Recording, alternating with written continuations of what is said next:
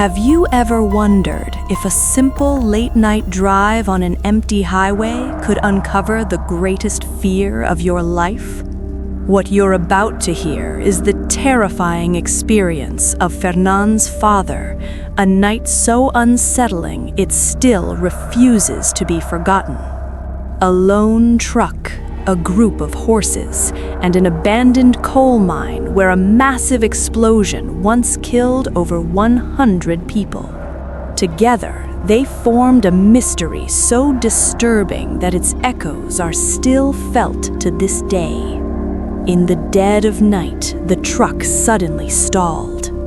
The horses began to scream in terror, and from the darkness, unseen eyes seemed to watch their every move. Inside the mine tunnel, they saw something far worse. Massive, shadowy figures, towering like giant specters, waiting to attack. Welcome to Spirit Horror World. If you want to hear real stories that blur the line between the living and the dead, you're in the right place. Like the video, share your thoughts in the comments, and send this story to someone who isn't afraid of the dark. And if you have a true experience of your own, write to us at spirithorrorworld@gmail.com.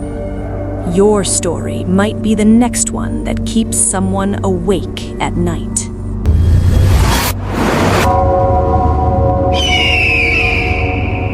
Thank you so much for sharing your experience with us. We're now moving on to our next guest, Fernand, who has another unsettling story to share. So stay with us. Fernand, our regular listeners already know you. Let's hear your story. Hello, listeners. This is Fernand. Russell, the incident I'm about to share wasn't experienced by me directly. It was shared with me by someone from another country. He's an American, currently living in New Mexico. His ancestors originally migrated there from Mexico. I met him while working with a Bangladeshi NGO. At one point, I told him about our paranormal radio-style program. That's when he shared something disturbing, a paranormal experience involving his father. This happened in Mexico, about 30 years ago. What struck me was how different this story felt compared to the paranormal stories we commonly hear back home. That's why I felt this was worth sharing today. So, let me take you into the story. This incident took place in a remote, rural area of Mexico. To reach the village, you had to pass through a massive highway. On both sides of the road stood towering mountains, and carved into one section of those mountains, there was an underground coal mine. This mine operated through narrow tunnels deep beneath the earth. Coal was extracted daily by workers underground. One day, a catastrophic accident occurred. A massive explosion. Nearly 95% of the workers inside were killed instantly. The tunnels collapsed. Despite countless efforts, no bodies were ever recovered. They were completely burned beyond recognition. The company attempted to rebuild the site. They brought in workers from outside, but every attempt failed. Accidents kept happening. Workers reported disturbing dreams. Eventually, even the company's leaseholder died. The costs became unbearable. The operation was shut down permanently. The area became abandoned and restricted. After that, local villagers began sharing stories. They claimed that while driving past the highway at night, they heard sounds coming from the empty mine. Some vehicles would suddenly stall. But the most common story was of a man riding a black horse. He wore a black cloak, and behind him, 3 or 4 skeletal figures followed. The man who shared this story with me, his father owned a horse farm. He supplied horses to nearby villages. One evening, he loaded several horses onto his truck and began driving toward that very village. It was getting late. There was no GPS back then. He relied on a road atlas, and he had no idea that this road was said to be haunted, so he chose that highway and continued driving into the night. And just as he was about to cross the road near the old mining site, the truck suddenly died. The engine went completely silent. Almost instantly, the horses in the cage behind the truck began screaming. They thrashed wildly as if they had seen something terrible. He jumped out of the truck, turned on his flashlight, and scanned the area carefully. There was nothing there, but the horses wouldn't stop screaming. He checked every part of the truck. Everything looked fine, and yet the engine refused to start. After several desperate attempts, the engine finally turned over. As soon as he started driving again, he caught something in his rearview mirror. There was a man sitting on a massive black horse. The rider was completely covered in a black cloak. His face couldn't be seen at all, but his eyes, two glowing, watery eyes, stared straight at him through the mirror. He slammed his foot on the gas and drove as fast as he could. He didn't slow down until he crossed that road completely. He reached the horse farm and delivered the horses, but the fear never left him. Before leaving, he asked the farm owner, "I saw something on the road. Is there a problem with that highway? Was it a person?" At first, the man didn't want to answer. Then he finally said, "That road isn't safe. Those of us who live here, we never use that road. We take another route. There are many stories about the old coal mine." And then he shared one of them. Several horses from this farm and a shepherd once grazed near the fields beside the mine. They always returned before nightfall, but one evening, they never came back. A search party was formed. 2 or 3 villagers and a local priest. They carried rifles, lanterns, and burning torches. They searched the field near the mine, but found nothing. Then they noticed something disturbing.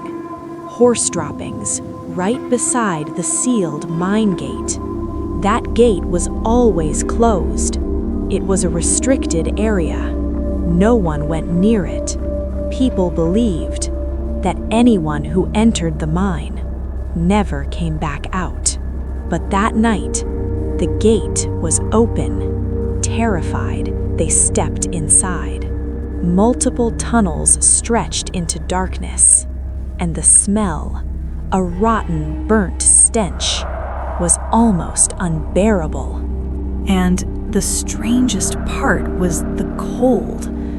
Inside the mine, the temperature dropped suddenly. It felt 3, maybe 4 degrees colder than outside. The stench was unbearable, rotten, burnt. As they stood near one of the tunnels, something appeared in the torchlight. Deep inside the mine, 2 glowing lights emerged, like burning embers. Then 2 became 4. 4 became 6. And suddenly, they saw them clearly. 3, maybe 4 massive, wolf-like creatures, much larger than any normal animal. They stood there, growling. It felt like they were about to be killed. One of the men raised his rifle. He pulled the trigger. Nothing happened. The rifle had worked perfectly before they entered the mine, and there were no wild animals known to live in that area. So where did these things come from? Their fear deepened.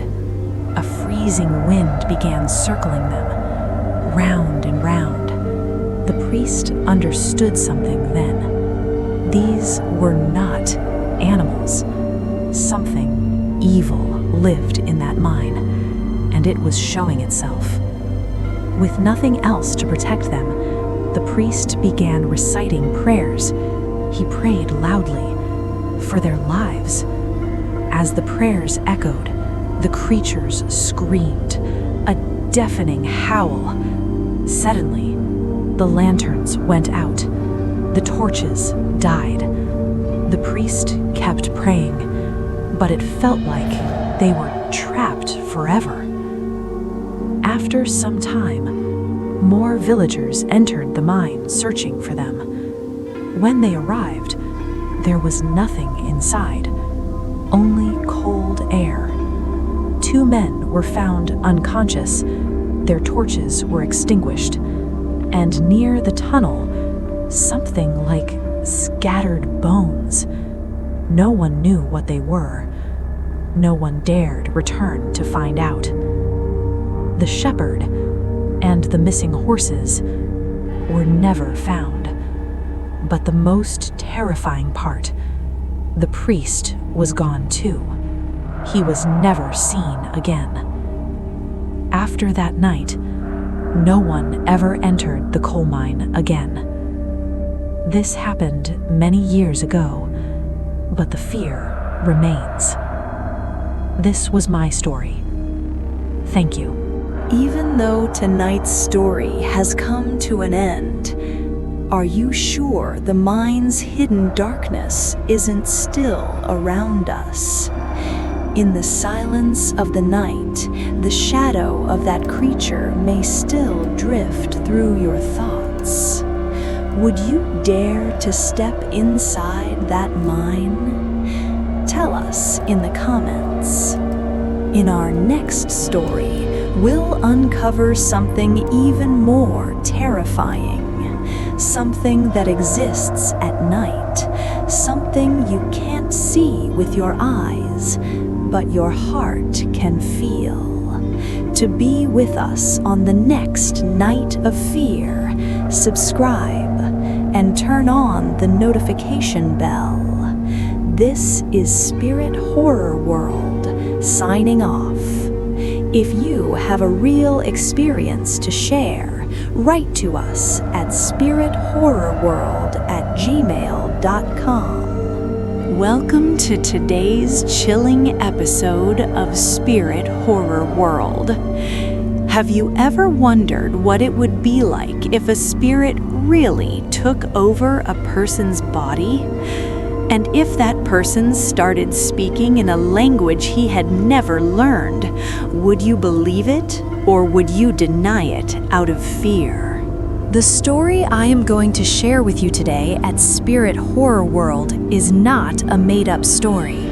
It is told by an elderly man who still gets chills when he remembers the incident. In the 1980s, in a quiet part of America, a respected astrologer claimed to be able to summon spirits through a planchette. In the process of proving it, he opened a door that was never closed again. A dark room, the flickering light of a candle, and an illiterate housekeeper. Suddenly, his voice changed. He started speaking in English, in a deep, heavy voice, saying things he was not supposed to know. But the most terrifying moment was that moment when everything was supposed to end, but nothing ended. For the first time, pure terror was seen in the eyes of an experienced astrologer. What or who came that day? Why did he want to run away? The answers to these questions are hidden in the whole story. Watch the video till the end. Like, share your opinion in the comments, and share with your friends. And if there is a true story you know or have heard that still gives you goosebumps, share it with us. Send your experience to this email, spirithorrorworld@gmail.com. Let's go to the real story. This story I am about to share was told to me by a man I deeply respect. I will call him Oscar Miller. He is much older than me, a senior in every sense of the word. What you are about to hear happened during his younger years. Oscar always had a fascination with the unknown. Mysteries, spirits, the idea of communicating with something beyond this world. Even today, that curiosity has never fully left him. Today, we take you to a story from long before the age of motorbikes, deep in a small village in northern America. This is the story of Ramiz Miller, a humble shopkeeper in his village. He ran a small store, selling cigarettes, chewing tobacco, and cheap biscuits to the villagers. To collect his stock, he often traveled to the nearby town market. One evening, after buying his usual supplies, he noticed a new movie had come to town. Ramiz loved cinema, so he decided to watch the night show. After the movie ended, the villagers usually returned home in small groups. But that night, Ramiz found himself alone, carrying a bag full of his goods, heading back to his village. The road was unpaved, rough, and led past a large cremation ground on the right. Beyond the trees lining the road, a small path branched off toward the cemetery, and a bridge crossed a narrow canal. Ramiz knew this area was unusual. Locals avoided it at night. To feel safer, he lit a cigarette, hoping the fire would protect him from any danger. As he entered the darkened woods, he suddenly felt something following him. Turning around, he saw 2 dogs trailing him. But these were no ordinary dogs. They were unusually large, their faces covered in drool, making strange, piercing noises. Frightened, he quickened his pace, crossing the woods as fast as he could. Reaching the road that led to the bridge, he froze in horror. Standing in the middle of the bridge was a dark, headless creature blocking his path. Its face, where the head should have been, was a gaping, drooling mask, making the same eerie sounds as the dogs. Ramiz thought about moving forward, but froze. There was no way ahead. Turning back, he saw another identical creature at the other end of the bridge. Nowhere to go. Water below, creatures ahead and behind. He felt utterly helpless. His cigarette was almost gone. He lit another one, trying to steady his shaking hands. Suddenly, a light appeared from the forest path behind him. A motorbike approached slowly, headlights cutting through the darkness. As the light hit the bridge, the creatures leapt, vanishing toward the canal beside the cremation ground. The motorbike reached him, braking sharply. Through the glare of the headlight, Ramiz couldn't recognize the rider. It was the village chairman, coming to check on the area. Ramiz explained what had happened, how the creatures blocked him, and how terrified he was. The chairman escorted him safely home. From that night on, Ramiz never traveled that road alone after dark again. Would you have faced those creatures, or would you have been like Ramiz, frozen in fear? Remember, some roads should never be walked alone at night.